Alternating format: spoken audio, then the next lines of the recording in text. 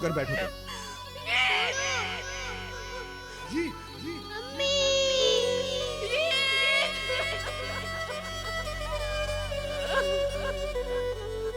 जीत बेटा।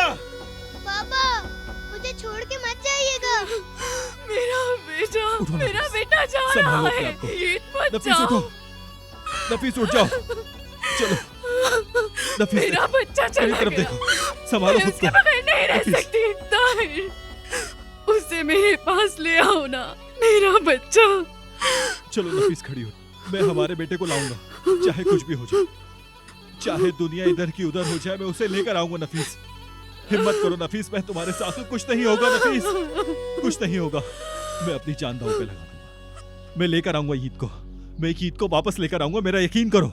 ईद को कुछ नहीं होने दूंगा, तुम परेशान नहीं, तुम रो मत, कुछ नहीं होगा ईद को।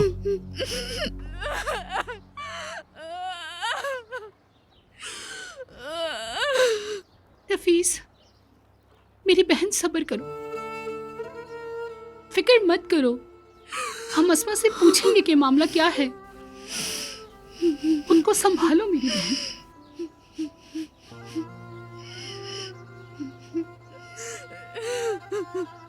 भाभी आप नफीस को ले जाएं, आप इसे ले जाएं, अपनी हिफाजत में रखें।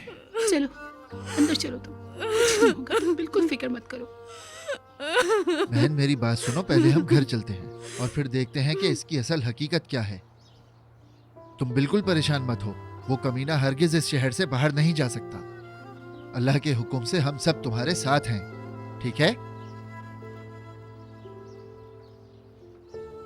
मुझे पूरी उम्मीद है वो वापस आ जाएगा।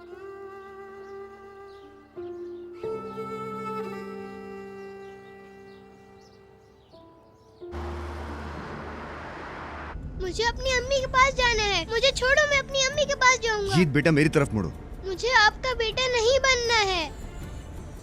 मैंने कहा मुड़ जाओ, इधर बैठो यहाँ। मैं मार नहीं रहा, मैं सिर्फ तुम्हारे बाल ठीक कर रहा हूं।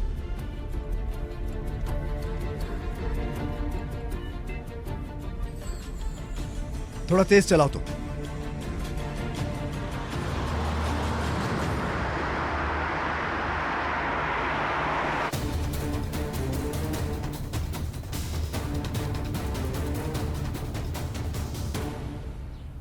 खुद को परेशान मत करो,